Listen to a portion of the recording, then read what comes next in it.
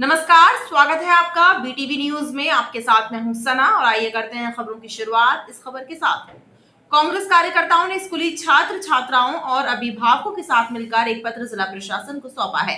प्रधानमंत्री के नाम लिखे इस पत्र में मांग की गई है कि वर्तमान शिक्षा व्यवस्था को प्रभावित करने वाले प्रावधानों को समाप्त किया जाए और कोचिंगों पर प्रतिबंध उचित नहीं है। केंद्र सरकार के शिक्षा मंत्रालय ने फरमान जारी किया है कि कक्षा 10वीं तक के या 16 वर्ष के बच्चों को निजी कोचिंग संस्थानों में प्रवेश न दिया जाए। सरकार के इस आदेश पर विरोध जताते हुए कांग्रेस कार्यकर्ताओं ने अभिभावकों एवं छात्र छात्राओं के साथ मिलकर प्रधानमंत्री नरेंद्र मोदी के नाम लिखा पत्र जिला प्रशासन को सौंपा है। कांग्रेस का कहना है कि शिक्षा नीति के अधिकांश प्रावधान उचित है, लेकिन कोचिंग में प्रवेश पर प्रतिबंध वाला प्रावधान उचित नहीं है। ये बहुत ज़्यादा ख़राब कानून है जो निकला है। ये टेंथ में बच्चा जब कोचिंग ही नहीं जाएगा तो फिर वो क्या कर पाएगा। पेरेंट्स भी इतना नहीं पढ़ा पाते, तो कोचिंग जाना तो बहुत इम्पॉर्टेंट है। और जब कोचिंग ही नहीं जाएगा तो बच्चे का बेस क्लियर नहीं हो पाएगा। जब फाउंडेशन ही क्लियर नहीं होगा तो आगे बेसिक कैसी, जब प्राइमरी की स्कूल की पढ़ाई क्लियर नहीं होगी तो कैसे आगे पढ़ पाएगा बच्चा जब 11th-12th में हायर एजुकेशन में वो जाएगा। इसलिए ट्यूशन ना बंद करवाने का, और ऑनलाइन उतना स्पेसिफिक क्लियर नहीं होता है, प्रैक्टिकल ज्ञान नहीं मिलता है जितना ऑफलाइन मिल जाता है अपन को। और जब प्राइमरी अपन को एजुकेशन जो टीचर्स है वो स्कूल में बिल्कुल स्पेसिफिक नहीं पढ़ाते हैं, स्कूल में सिर्फ बुकिश लैंग्वेज में पढ़ाया जाता है, और जो ट्यूशन टीचर्स है, कोचिंग टीचर्स है, वही अपन को नॉर्मल स्पेसिफिक लैंग्वेज में पढ़ाए जाते हैं। केंद्र सरकार ने जो उनको वंचित रखने का तुगलकी फरमान जाहिर करा है, इसका दुष्परिणाम इस देश के भविष्य में पड़ने जा रहा है। इस केंद्र सरकार का इसके पीछे क्या मानस है, किस वर्ग को वे उपकृत करना चाहते हैं। हाँ, मगर ये बात जरूर है कि इस देश का सबसे बड़ा जो वर्ग है इस फरमान के चलते उसके भविष्य अंधकार में दिख रहा है, जिसका हम लोग यहाँ पर विरोध करने आए हैं। कांग्रेस कार्यकर्ताओं का कहना है कि इस अव्यावहारिक प्रावधान के समाप्त होने तक संघर्ष जारी रहेगा। पुलिस कंट्रोल रूम में आयोजित हुई बैठक में पुलिस अधीक्षक आदित्य प्रताप सिंह ने अधिकारियों को निर्देश दिए हैं कि आदतन अपराधियों के प्रकरणों में पेश किए जाने वाले चालानों को अभियोजन अधिकारियों से अवलोकन कराएं, ताकि आरोपियों की जमानत निरस्त करने के लिए अभियोजन अधिकारी सशक्त पैरवी कर सके। सबसे पहले जमानत निरस्त करवानी है हम लोगों को। पुलिस कंट्रोल रूम में एसपी ने डीपीओ, एडीपीओ, एजीपी एवं राजपत्रित अधिकारियों की संयुक्त बैठक ली। इस दौरान उन्होंने चिन्हित प्रकरणों के संबंध में विस्तार से चर्चा करते हुए जानकारी हासिल की और ये भी कहा कि चिन्हित मामलों में सशक्त पैरवी करें, आदतन अपराधियों की जमानत निरस्त हो सके। इसके लिए पुलिस अधिकारियों को निर्देश दिए गए हैं कि न्यायालय में चालान पेश करने के पूर्व एडीपीओ से चालान का अवलोकन करा लिया जाए।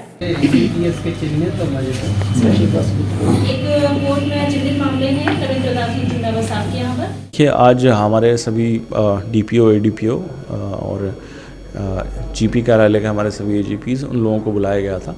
और आज प्रोसिक्यूशन से संबंधित जो भी इश्यूज़ रहते हैं, इन्वेस्टिगेशन से संबंधित जो इश्यूज़ कोर्ट के रहते हैं, उनके सल्यूशंस को लेके और आगे की जो स्ट्रैटेजी है उसको लेके हम लोगों ने आज बैठक रही है। इसमें सभी पुलिस ऑफिसर्स, सीएसपीज उपलब्ध हैं। देखिए, प्रोसिक्यूशन से जुड़े हुए कुछ एक मामले रहते हैं जिसमें पुलिस और प्रोसिक्यूशन के बीच के कोऑर्डिनेशन के इश्यूज़ रहते हैं, और उन सब चीज़ों को लेके, कुछ इन्वेस्टिगेशंस के इश्यूज़ को लेके और चिन्हित अपराधों को लेके हमारी चर्चाएँ हुई और इसमें लगातार कार्रवाई चलती रही।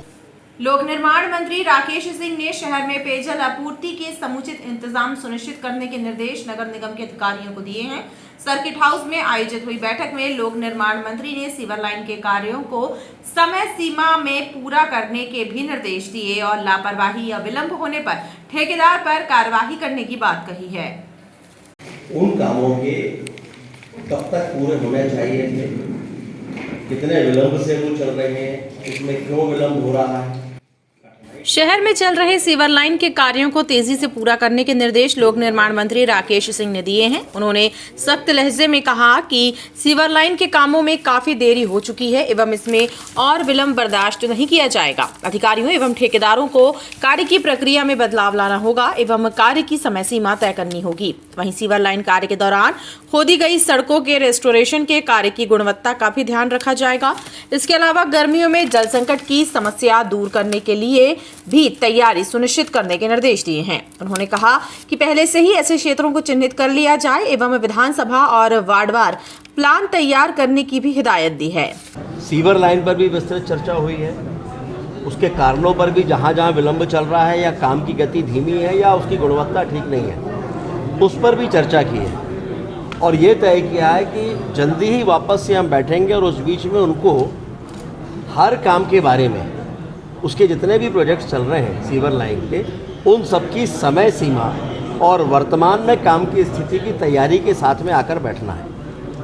ऐसे ही जो गर्मी का समय आने वाला है, गर्मी के समय में पानी का संकट ना हो जबलपुर में, उसके लिए भी उनको तैयारी करने के लिए आज निर्देशित किया गया है कि वो वार्ड के अनुसार, विधानसभा और वार्ड के अनुसार तैयारियां करके लेकर आएँ और उसमें जहाँ जहाँ पानी का संकट है उसका हल क्या है और वो हल कितने दिनों में हम कर सकते हैं, इस तैयारी के साथ वो आए तो शीघ्र ही एक बार हम लोग बैठेंगे। आज बहुत सार्थक चर्चाएं हुई हैं। लोक निर्माण मंत्री राकेश सिंह ने अधिकारियों से कहा कि अगली बैठक में फिर से इन कार्यों की प्रगति की समीक्षा की जाएगी।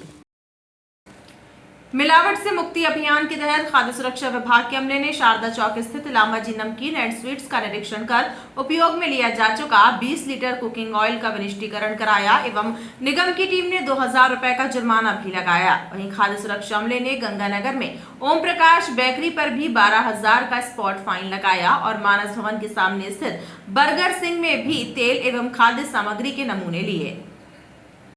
खाद्य सुरक्षा एवं औषधि विभाग की टीम ने शारदा चौक स्थित लांबाजी नमकीन एंड स्वीट्स का निरीक्षण कर कच्चा माल एवं तैयार उत्पाद सहित मसालों को मिलाकर 8 सैंपल एकत्र किए। साथ ही यूज्ड कुकिंग ऑयल गुणवत्ता युक्त नहीं पाए जाने पर 20 लीटर ऑयल नष्ट किया। इसके अलावा नगर निगम की टीम ने 2000 रुपए का स्पॉट फाइन भी वसूल किया। खाद्य सुरक्षा अधिकारी पंकज श्रीवास्तव ने बताया कि मिलावट से मुक्ति अभियान के तहत कार्यवाही जारी है। इसी कड़ी में गंगानगर में ओम प्रकाश बेकरी में भी सफाई न होने पर नोटिस जारी किया गया। वहीं बेकरी प्रोडक्ट्स के लीगल नमूने लिए गए एवं निगम के अमले ने 12,000 रुपए का जुर्माना भी लगाया। इसके बाद बर्गर सिंह शॉप की भी जांच की गई।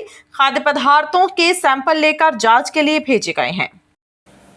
ग्राम सुनवानी में चल रहे अवैध उत्खनन की शिकायत पर कलेक्टर के आदेश के बाद हरकत में आए मझौली तहसीलदार ने प्रशासनिक अमले के साथ मौके पर दबिश दी और एक पोकलेन मशीन जब्त की है एवं मशीन को थाने के सुपुर्द कर दिया है। खनिज विभाग की सुस्त कार्यप्रणाली के चलते खनन माफियाओं के हौसले बुलंद हैं। मझौली के अंतर्गत ग्राम सुनवानी के खसरा नंबर 41 एवं 42 में मुरूम के अवैध उत्खनन की शिकायत मिलने के बाद हरकत में आए प्रशासनिक अमले ने मौके पर पहुंचकर कार्यवाही की। तहसीलदार आदित्य जंघेला ने बताया कि मौके पर एक पोकलेन मशीन मुरूम का अवैध खनन करते हुए पाई गई, जिसे जब्त कर थाने के सुपुर्द कर दिया गया, लेकिन मशीन का चालक मौका पाकर फरार हो गया। उन्होंने जो अनुमति दिखाई है वो सिहोरा कटंगी मार्ग पर नाली निर्माण की दिखाई है, जो शायद पूर्व में हो चुका है। मैंने अभी इसकी पुष्टि के लिए भी मुख्य नगर पालिका अधिकारी श्री भदौरिया को लिखा है, वो इसकी जानकारी देंगे और आगामी जांच की पूरी प्रक्रिया जो है वो माइनिंग के माध्यम से होगी। और मैं माइनिंग को लिख रहा हूँ। तत्काल समय में जो ड्राइवर है वो मशीन छोड़कर भाग गया था और वहाँ पर मशीन के कोई पेपर किसी के द्वारा नहीं दिखाई गया, ना ही उस मशीन में कोई नंबर लिखा हुआ है। ऐसी स्थिति में हमने इसको तत्काल थाना प्रभारी की सुपुर्दगी में दे दिया है। वहीं अवैध उत्खनन की जांच के लिए खनिज विभाग को निर्देश दिए गए हैं। रानी दुर्गावती विश्वविद्यालय परिसर में संचालित इग्नू अध्ययन केंद्र को 6 माह के लिए बंद किए जाने के फरमान से आक्रोशित एनएसयूआई कार्यकर्ताओं ने नारेबाजी करते हुए विरोध प्रदर्शन किया और छात्रों के हितों का हवाला देकर इग्नू केंद्र को यथावत रखने की मांग की। इंदिरा गांधी भोजमुक्त विश्वविद्यालय के अध्ययन केंद्र को 6 महीने के लिए स्थगित किए जाने के फरमान के खिलाफ एनएसयूआई कार्यकर्ता लामबंद हो गए हैं और उन्होंने रानी दुर्गावती विश्वविद्यालय परिसर में संचालित इग्नू के अध्ययन केंद्र को चालू रखने की मांग को लेकर नारेबाजी करते हुए विरोध प्रदर्शन किया और छात्र हितों का हवाला देकर फरमान को वापस लेने की मांग की।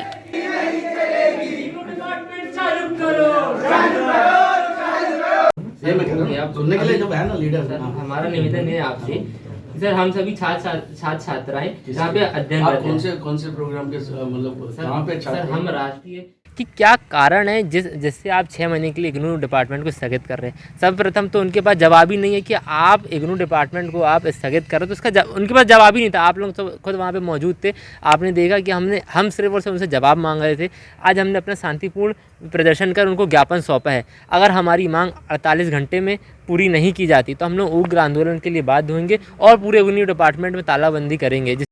वहीं इस मामले में इग्नू के regional director doctor S Srinivas ने बताया कि छात्रों का अहित नहीं होने दिया जाएगा और उनकी सुविधा के मद्देनजर अध्ययन केंद्र रीजनल सेंटर का कार्यभार असिस्टेंट डायरेक्टर हरीश केवड़ देख रहे हैं।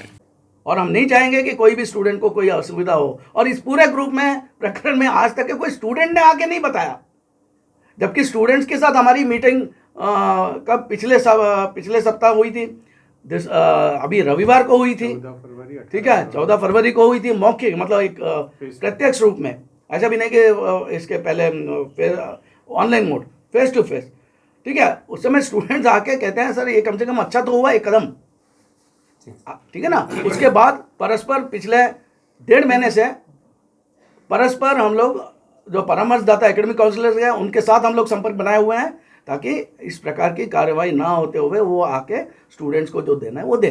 वहीं एनएसयूआई ने मांग पूरी ना होने पर तालाबंदी करने और उग्र आंदोलन करने की चेतावनी दी है। अंधमुख बाईपास में ओला कंपनी का बैटरी चलित दोपहिया वाहन धू कर जल गया। गनीमत ये रही कि सगनी हादसे के पहले ही चालक गाड़ी से उतर गया था, लिहाजा उसे किसी तरह की हानि नहीं हुई।